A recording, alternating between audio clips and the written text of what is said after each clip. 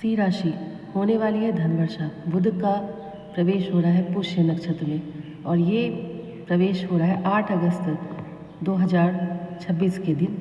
इस दिन ग्रहों के राजकुमार बुधदेव नक्षत्रों के सम्राट कहे जाने वाले पुष्य नक्षत्र में प्रवेश कर रहे हैं और यह अवधि 8 दिनों के लिए रहेगी। ये इसलिए ये गोचर आपके लिए बहुत ही महत्वपूर्ण है। 8 अगस्त 2026 से लेकर 16 अगस्त 2026 तक बुध पुष्य नक्षत्र में गोचर करेंगे। सी राशि वालों के लिए यह गोचर सबसे अलग और सबसे खास है क्योंकि आपकी कुंडली में बुधदेव आपके खजाने की चाबी संभालते हैं। इस गोचर के दौरान बुधदेव आपके द्वादश भाव यानी 12वें भाव में बैठकर पुष्य नक्षत्र की महा ऊर्जा के साथ संबंध बनाएंगे। कई लोग 12वें भाव का नाम सुनकर ही डर जाते हैं, लेकिन आज मैं बताऊंगी कि यह गोचर आपके खर्चों को रोककर आपको गुप्त धन और विदेश से लाभ दिलाने वाला है।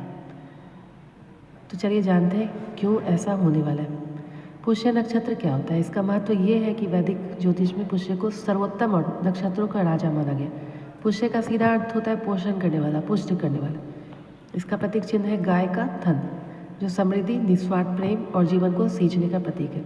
इसके अधिपति ग्रह स्वयं शनिदेव हैं, जो कर्म और न्याय के देवता हैं। सी राशि के स्वामी सूर्यदेव के साथ शनि का वैचारिक मतभेद जरूर है, लेकिन शनिदेव यहाँ कर्म का फल देने जा रहे हैं।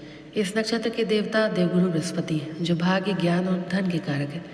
गुरु और सिंह के स्वामी सूर्यदेव परम मित्र हैं। जब बुध जैसा बौद्धिक ग्रह शनि के अनुशासन, गुरु के दिव्य ज्ञान वाले पुष्य नक्षत्र में आता है तो यह सी राशि के जातकों को बहुत गहरी और खोजी बुद्धि देता है। इस समय आप आध्यात्मिक झुकाव बढ़ेगा, आपकी निर्णय लेने की क्षमता बहुत ही प्रैक्टिकल हो जाएगी। अब बात करते हैं सबसे मुख्य विषय की, सी राशि और सी लग्न वालों के लिए बुधदेव आखिर कुंडली में किस विभाग के मालिक होते हैं। तो सी राशि आपकी कुंडली में बुधदेव को 2 सबसे बड़े धन के विभागों का स्वामित्व प्राप्त है। पहला है द्वितीय भाव का, जो कि धन, बैंक बैलेंस, परिवार और वाणी का भाव है। आपकी कुंडली के दूसरे घर में कन्या राशि आती है, जिसके स्वामी बुध है, यानी आपका संचित धन, आपकी तिजोरी, आपका बैंक बैलेंस, आपकी वाणी की शक्ति सब बुधदेव के नियंत्रण में है। वे आपके एकादश भाव के भी स्वामी होते हैं। आपकी कुंडली के 11वें घर में मिथुन राशि आती है, जिसके स्वामी भी बुध हैं, यानी आपकी डेली इनकम, आपका नौकरी, बिजनेस से होने वाला मुनाफा, आपके बड़े भाई बहन, आपकी लाइफ की बड़ी इच्छाएं सब बुधदेव के पास है।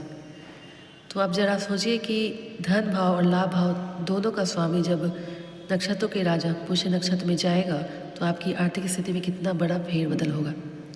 बुधदेव इस समय कर्क राशि में है, जो सी राशि के 12वें भाव में बनता है। इसलिए धन और लाभ भाव के स्वामी का 12वें भाव में पुष्य नक्षत्र में जाना एक विशेष स्थिति बनता है। इसे ज्योतिष में एक तरह का विपरीत राजयोग जैसी ऊर्जा मिलना कहलाता है। इस दौरान आपके फालतू के खर्चों पर अचानक लगाम लगेगी। जो पैसा अब तक बीमारियों या व्यर्थ के कामों में बह रहा था वो रुकेगा। विदेश से जुड़ा कोई व्यापार करते थे या एमएनसी में काम करते थे तो इन 8 दिनों में आपको कोई बहुत बड़ी डील या प्रोजेक्ट मिल सकती है। 12वें भाव में बैठकर बुधदेव अपनी 7वीं दृष्टि से आपकी कुंडली के 6ठे भाव यानी आपके शत्रु, रोग और कर्ज के भाव को देखेंगे। बुध की इस दृष्टि के प्रभाव से आपके गुप्त शत्रु स्वतः ही परास्त होंगे। यदि आपके ऊपर कोई पुराना कर्ज चल रहा था तो इन 8 दिनों में आपको ऐसी बुद्धिमत्ता या धन का स्रोत मिलेगा जिससे आप उस कर्ज को चुकाने की दिशा में आगे बढ़ेंगे। कोर्ट कचहरी के मामलों में भी स्थिति आपके पक्ष में झुकती हुई दिखेगी। 12वां भाव एक्टिव होने के वजह से आपको अपनी नींद का ध्यान रखना होगा। अत्यधिक सोचने के कारण अनिद्रा या आंखों में थोड़ी जलन की समस्या हो सकती है, पैरों में दर्द की शिकायत हो सकती है। व्यापारियों के लिए समय बहुत ही अच्छा है। यदि आप आयात निर्यात, ई-कॉमर्स या ऑनलाइन बिजनेस से जुड़े हैं तो आपके मुनाफे में ज़बरदस्त उछाल आएगी। लॉटरी, शेयर मार्केट या किसी पुराने निवेश से अचानक गुप्त धन मिलने के मजबूती होंगे। सी राशि वालों, यदि आप विदेश में नौकरी की तलाश कर रहे थे या अपनी कंपनी में ट्रांसफ़र चाहते थे तो ये 8 दिन आपके लिए चाबी का काम करेंगे। कार्यस्थल पर आपको अपनी गुप्त रणनीतियों के कारण बड़ी सफलता मिलेगी।